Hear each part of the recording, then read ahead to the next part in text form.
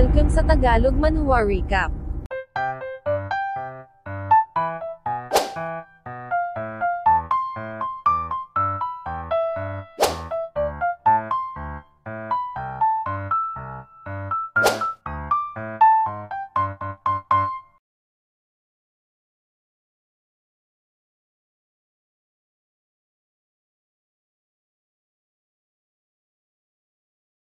Sinabi ni Ranran na siya at si Chen Baekhyun ay magkaibigan ngunit matagal na silang hindi nagkikita sa isa't isa.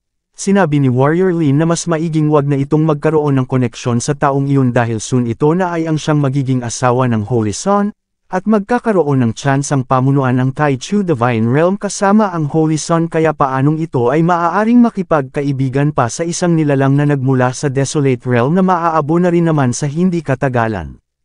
Napatiklop na lang ng mga kamao ng patago si Ranran, ikinumpos ang sarilit sumagot na ito'y kanyang naiintindihan. Makalipas ang 3 araw ay nag-uunahan ng pumasok sa God Palace ang lahat ng mga cultivators na nasa labas ng biglang hamarang si Chen Fan, nagsabing ang bagay na narito ay pag-aari ng Earth kaya walang allowed na makapasok dito nang wala ang kanyang permiso. Ano sambit ng isa sa kanyang pagkabigla ang ibig daw ba nitong sabihin silang lahat ay pipigilan nitong makapasok? Idinagdag ng isa na ngunit hindi raw nito kailangang magsalita sa ganitong tono na parabang sila ay mga magnanakaw. Pakiusap sabat ng isa tumigil na raw ito sa pagbibiro kailangan na nilang makaalis agad. Linhi dagdag ni Lingyun dapat tumabi na lang daw ito anong Linhi sigaw ng isa si Linhi raw ay patay na at sa katunayan ay pinaghahanap na ngayon ng Demonson Sect ang salarin na siyang ikinabiglan ng lahat ano patay na si Linhi so ang isang ito raw pala ay isang impostor. Agad na sumabat si Warrior Lin tinanong si Chen Fan kung sino ito ano ang mga kasamahan daw ba nito ay nasa loob na at binabalak na solohin ang mga benefits. Ngunit sinabi lang ni Chen Fan na siya ay ang savage mula sa Desolate Realm na bukang bibig nito siya ay si Chen Baekhyun. Makikita ang reaksyon ni Warrior Lin. Ano Chen Baekhyun sambit ng mga cultivators ang pangahas naman daw nitong tumapak ng mag-isa rito sa Holy Land at humarang sa entrance ano gusto na raw ba nitong mamatay. Napatanong ang iba kung iniisip ba nitong silang lahat ay kayang talunin nito at sinabi naman ng iba pa na hindi nila ini-expect na pupunta ito rito ng mag-isa mas maiging grab na lang daw nila ang pagkakataong ito upang durugan ito rito, nang magsilbing warning sa iba. Hahahasambit ni Warrior Lin ito raw ay mayroong guts ngunit mukhang ito raw ay walang kaalam-alam kung sino ang kinakalaban nito. Sumang-ayon si Ranran sa sinabing ito ni Warrior Lin Chen Fan dagdag niya sa kanyang isip since ito ay confident na sumugod dito kayang-kaya nitong makaalis dito nang walang gasgas tama raw ba. Agad na naghagis ng isang artifact ang isang ngunit napakadali lang ito na dineflect ni Chen Fan. Ano gulat na sambit ni Lingyun na gawa nitong ma-deflect ang isang heavenly treasure gamit lang ang kanyang kamay tanging isang cultivator lang daw na na-master na ang legendary body training technique ang maaaring makagawa ng ganitong bagay, hasambit ng isa ito ay isang hamak lang na body training technique tapusin na raw nila ito agad. Inactivate ang kanyang artifact at agad na nagpakawala, ngunit sinalubong lang ito ng direkta ni Chen Fan nagkaroon ng pagsabog tumilapon ang cultivator na pamura.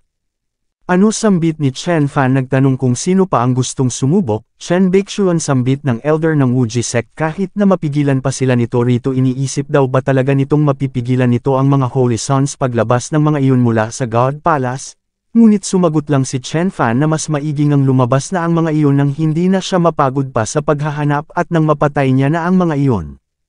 Ridiculous sigaw ng mga cultivators ang pangahas naman daw nitong challenge ang mga Holy Sons. Ang mga iyon ay mayroong great potential at highly respected.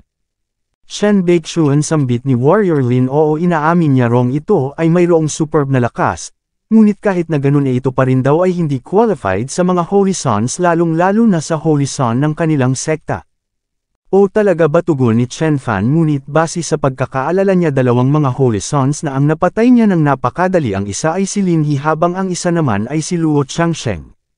Makikita ang reaksyon ng isang cultivator na nagmula sa Changsheng clan ano so ito raw pala ang pumatay sa Holy Son ng kanilang sekta na si Luo Changsheng. Chen Baekhyun tinitiyak niya rong gagawing impyerno ng kanilang sect master ang buhay nito may idinagdag pang bullshit ang isang ngunit tinawag lang itong duwag ni Chen Fan sabay bigay ng isang pektos, tanggal ang ngipin basag ang mukha.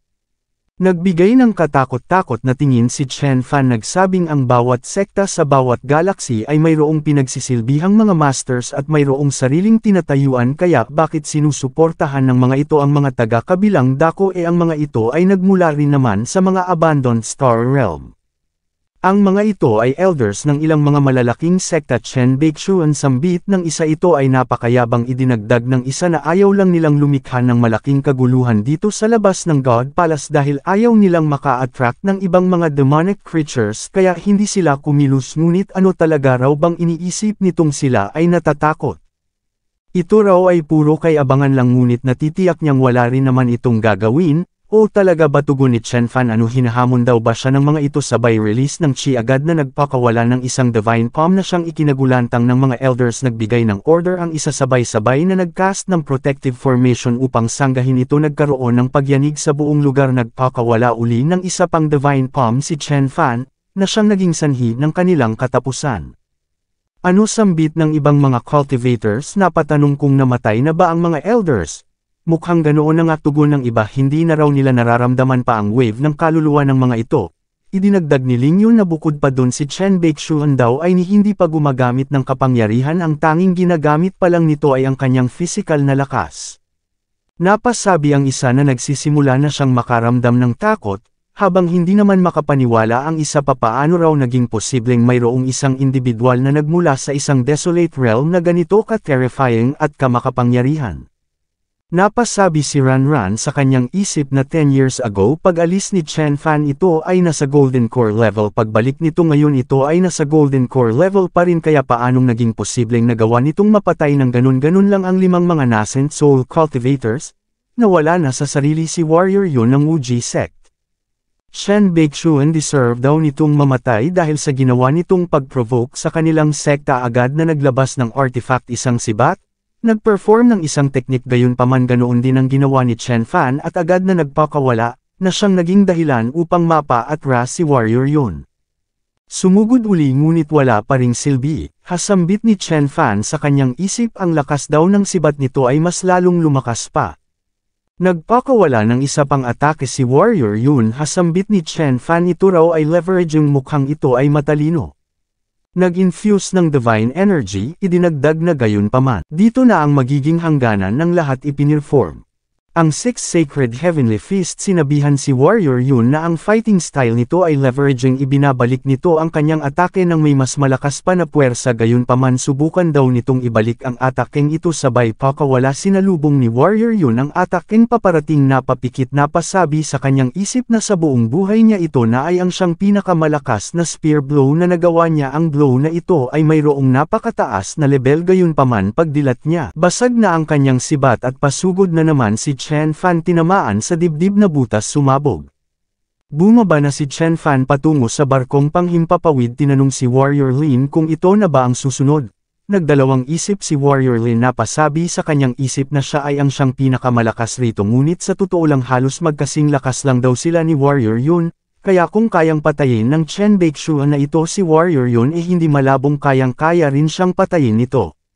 Chen Baixuan, sabat ng warrior ng Xuanming sect, umano'y ang kapangyarihan ng mga great sect ay unimaginable, ngunit nagtanong lang si Chen Fan kung binigyan niya ba ito ng pahintulot na magsalita, sabay pakawala ng isang fist technique, naglaho ang kaliwang braso ng warrior habang wasak naman ang katawan ng kanyang kasama. Chen Baixuan, sigaw ng warrior, ano iniisip daw ba talaga nitong hindi nila ito kayang i-handle?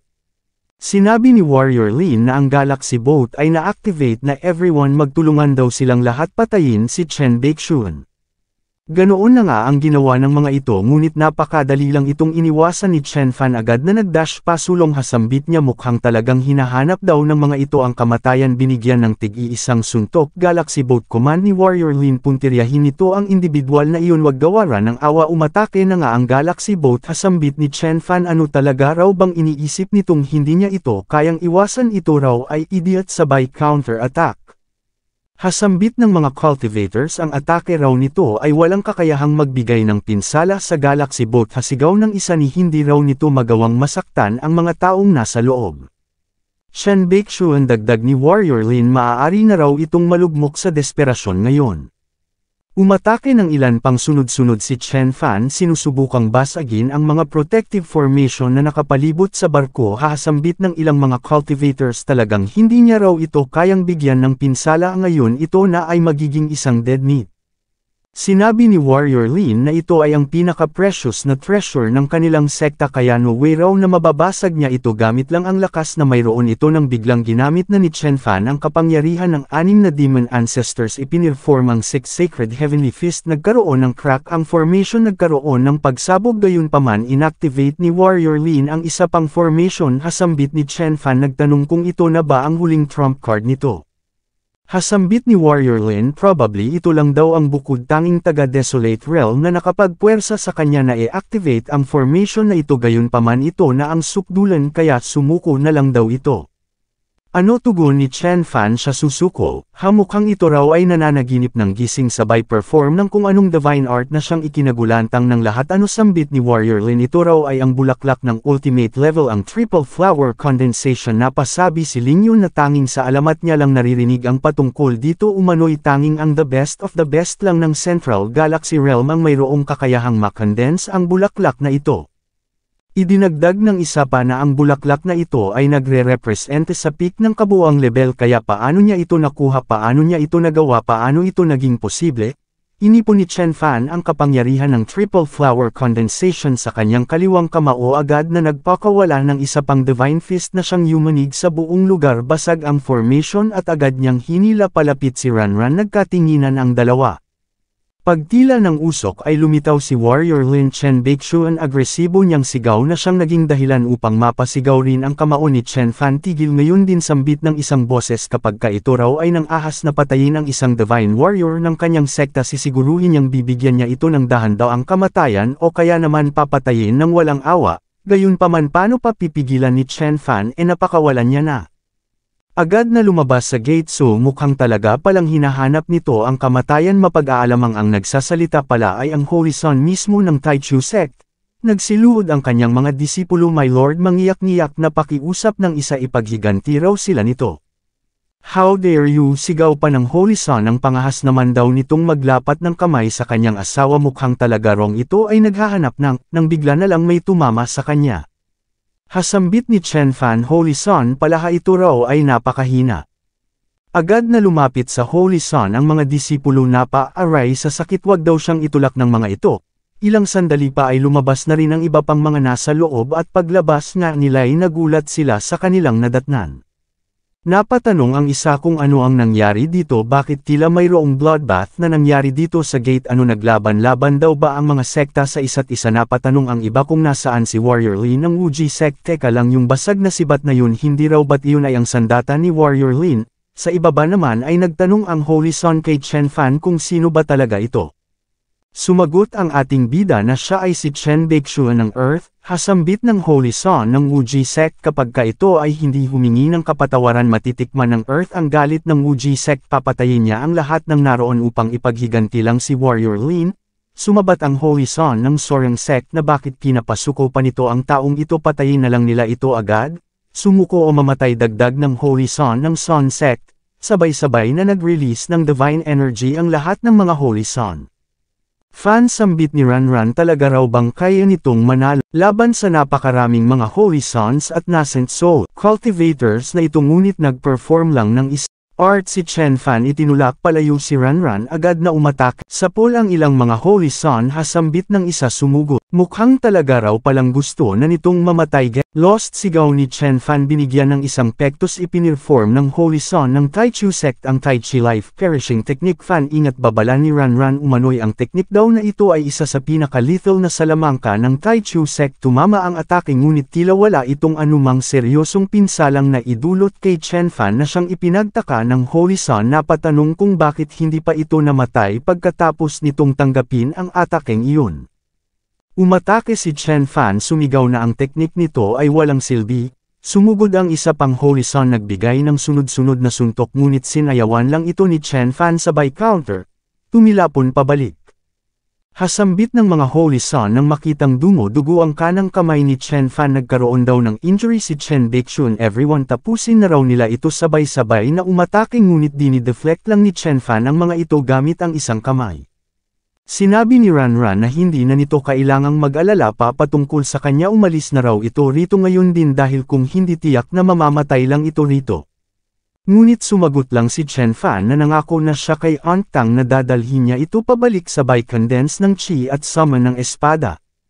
Umano'y nakuha niya ang espadang ito mula kay Luo Changsheng at ayon sa alamat ito ay pag-aari ng isang greater deity na namuhay ng seclusion sa kalaliman ng galaxy. Isa pa talaga raw bang iniisip ng mga ito na sila ay worthy na mapatay siya? Masama ito, sambit ng isa, sumigaw na pigilan ang taong iyon. Nang biglang nagpakawala ng isang malaking sword slash si Chen Fan, hati ang katawan ng mga nahagap, nagkaroon ng pagsabog.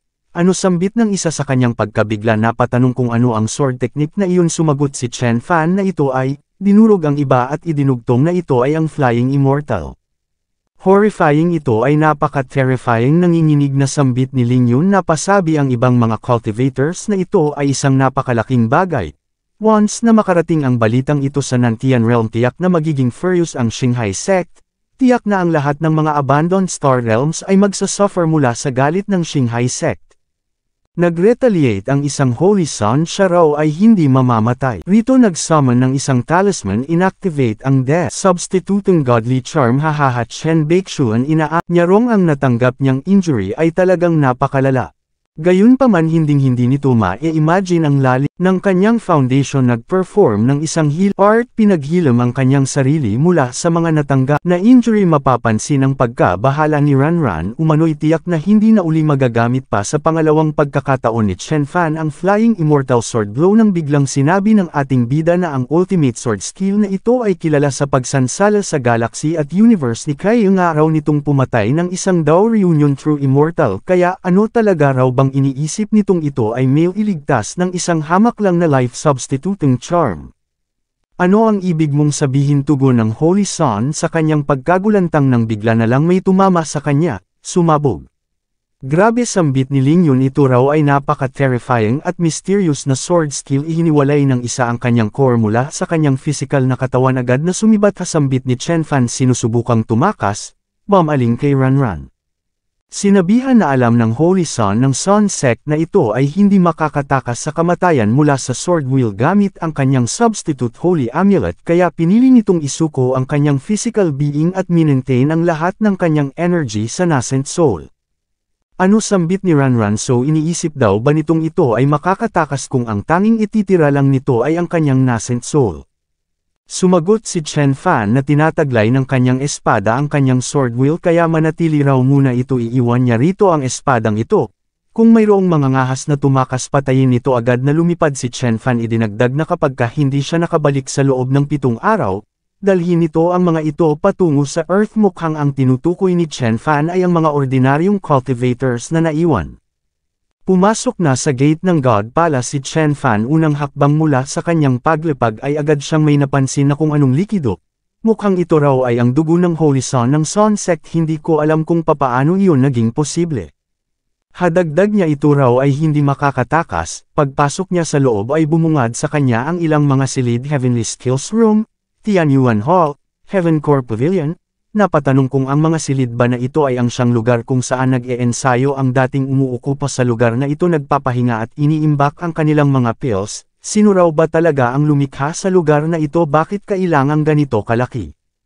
Napatingin sa isang box, mukhang ninakawan na raw pala ang lugar na ito, nang biglang mayroong umagaw sa kanyang pansin. Ito ay isang dambuhalang espada na nakabaon ang kalahating parte sa sahig. Agad niya itong sinuri. Mukhang ito raw ay mayroong halong immortal gold. Siya raw ay natatakot na ang ganitong uri ng material ay hindi na matatagpuan pa sa mundong ito sa panahong ito. Tiyak na ang blade daw na ito ay pag-aari ng isang immortal soldier. Tiyak na ito ay nabasag nung panahon ng digmaan, at na-stuck na rito magmula nun since ang immortal spirit nito ay tuluyan ng nag-dissipate. Nag-cast ng kung anong spell. Well, ito raw ay sapat na kahit na kaunting immortal gold lang ang mayroon. Ito na ang kanyang lucky chance since hindi ito napansin ng ibang mga taong pumunta na rito. Sinubukan niya itong tanggalin ngunit walang nangyari, ngunit pagkatapos ng ilang subok ay nakuha niya na rin ito, at nagpatuloy sa paghakbang bitbit ang mismong espada. Pagdating niya sa isang lugar ay nadatnan niya ang Holy Sun na ngayon ay nagawa ng ma-reconstruct ang kanyang physical na katawan. Hasambit nito talaga raw palang ito ay nang ahas na sumunod sa kanya rito, mukhang ito raw pala talaga ay hindi natatakot sa kamatayan. Hatugon ni Chen Fan, at bakit naman daw siya matatakot sa isang hamak lang na Holy Sun? Hehe, tugon ng Holy Sun, ano iniisip daw ba talaga nitong mapapatay siya nito? Siya raw ay hindi katulad ng mga walang silbing basurang pinatay nito sa labas. Nagpalitan ng ilan pang mga kataga ang dalawa at makalipas ang ilang sandali ay naglabas ng isang heavenly treasure ang Holy Sun. Haha, Chen Baeksyun, malamang ni hindi pa raw nito naririnig ang patungkol sa treasure na ito. Ito raw ay ang Sun Battlesuit na personal mismong ni-refine ng Immortal Emperor, at although maaari lang itong magamit sa loob ng 3 beses, kapag ginamit naman ito ang taong gumagamit dito ay magkakaroon ng kapangyarihang lagpas pa sa kapangyarihan na mayroon ng isang nascent soul.